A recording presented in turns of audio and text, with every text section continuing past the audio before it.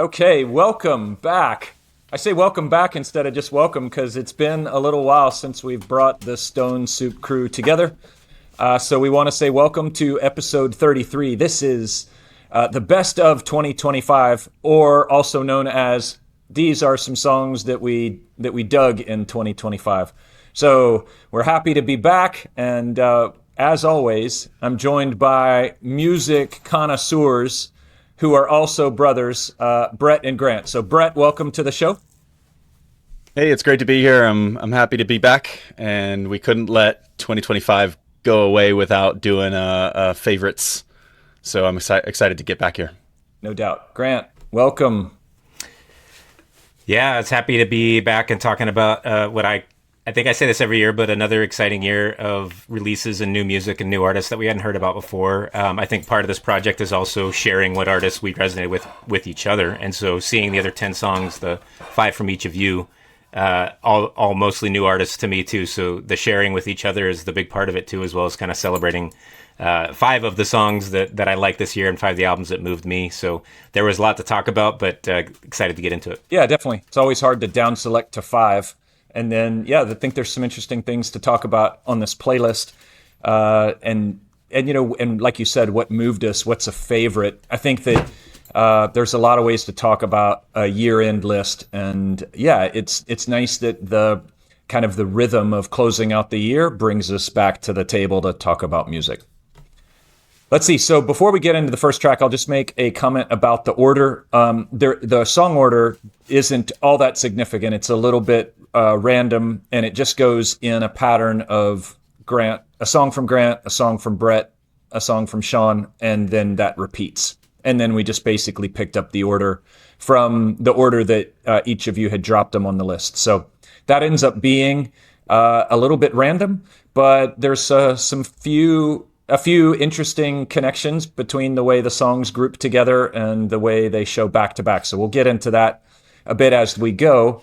But let's get right into it and get started with track number 1. I think that one came from you, Grant. Yeah, it did. And this is Friendship with a track called Free Association. This is from their album Caveman Wakes Up on Merge Records. It was released in May. Free Association, the track, though, came out earlier in the year. And I had watched a couple of their previous releases. I think Dreamin' was one of their 2019 release that I had dug, but I hadn't kept up with other stuff. But when this track dropped, I mean, the initial like guttural guitar and like real rich sounding, the guy's voice, his name is Dan Riggins. He's got a real deep baritone. And there's just something about the way this track hit me. And then when the album was released, it's kind of been on repeat for me the whole year. They're from Philly. I got to see them when they toured through Minneapolis at the 7th Street Entry. Just extremely moving show. It was super fun. The opening band was the guitarist from Friendship, his band called Second Grade, which was super fun and different. And then Friendship came up there, and it just the title of the track, Free Association, which the more I listen to it, the more it sounds like, okay, sitting kind of in a bar in a restaurant and like recognizing your patrons and going through all these different laments of thought I was wise, thought I knew about love, getting washed over by these neon lights, thinking about the chaos outside, ordering something else at the bar. There's just this like painting of a picture. And that association to me might not be a bar, but it's like, to me, the irony or the meta side of this is being at a venue, sharing this association with this band that I just felt like hit it this year. Kind of the everyman's everyman kind of song lyrics that this album has. There's a song called Resident Evil about a new roommate. Maybe it's a hypothetical or maybe it's a real roommate that just sits there and like doesn't ever put his laundry away and plays Resident Evil all the time, which is hilarious and fun and kind of real.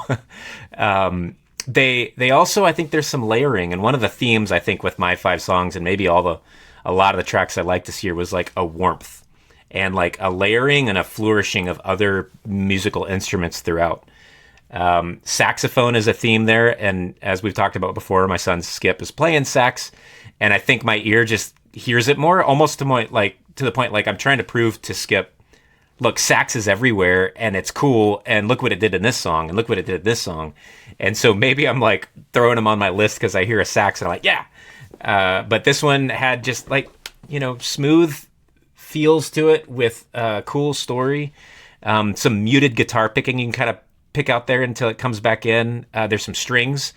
I think some backing vocals that come in when he says you're floating over another minute of your life, and there's like this like somebody singing in the background, like very angelic.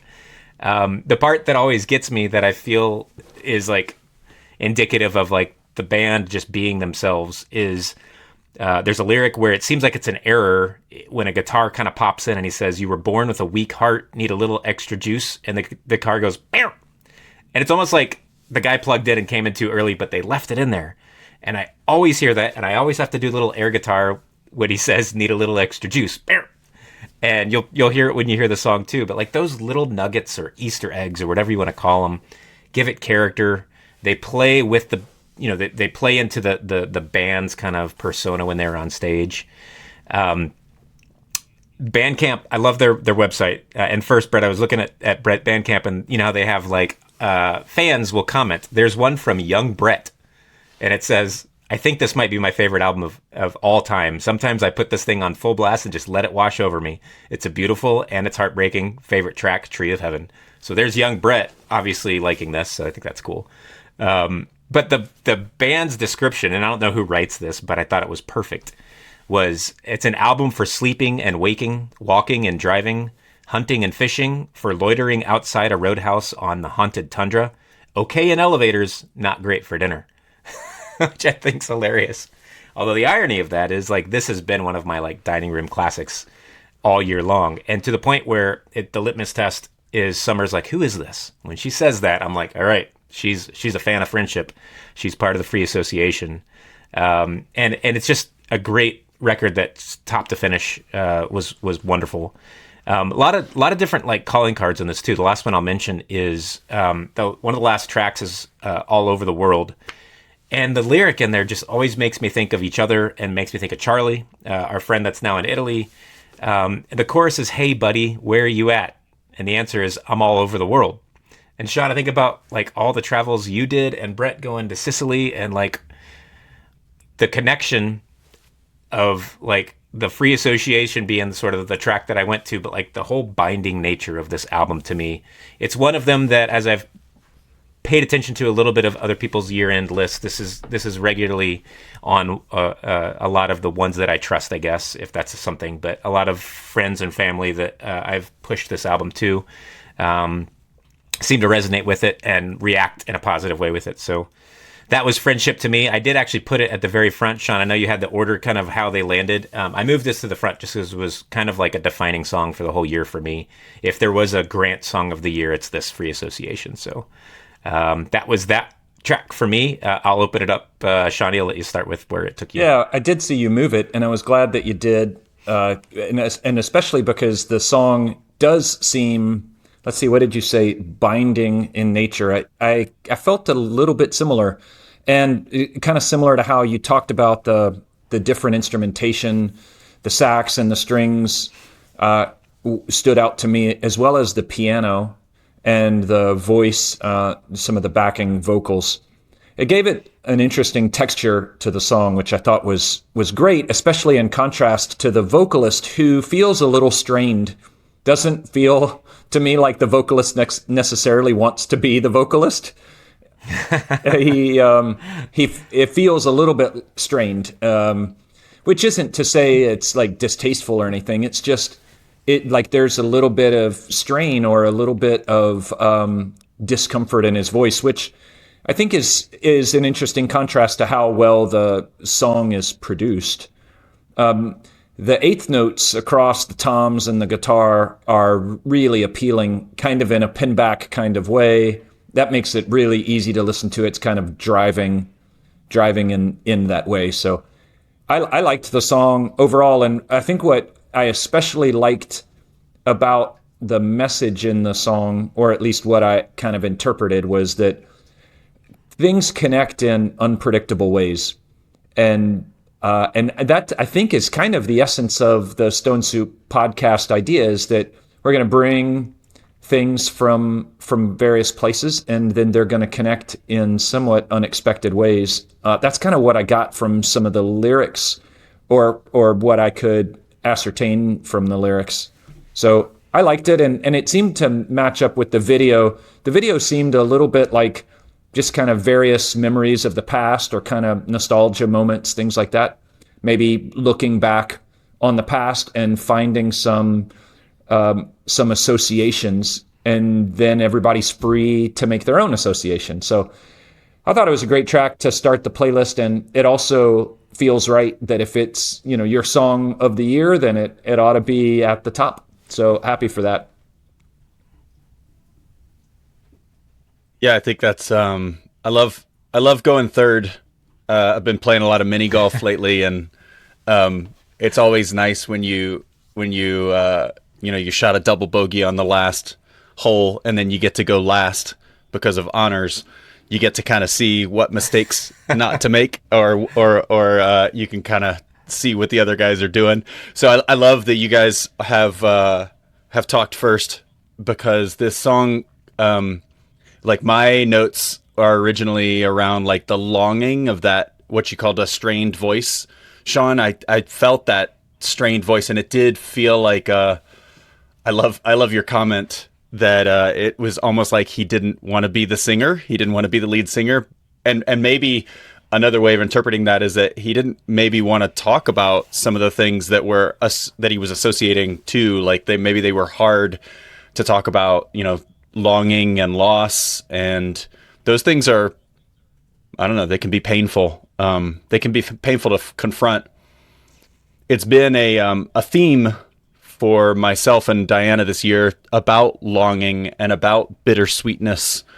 We've been really diving into Susan Cain's work around that topic. So that's what stood out to me the most. It felt a lot like Sun Kill Moon and Mark Kozelik's style of singing, which we're going to actually circle around to later in the playlist. But I really loved that. I loved hearing somebody else's version of that with Friendship. So this is my first introduction. I'm excited to get into the album, Grant. It's lovely to hear you talk about it.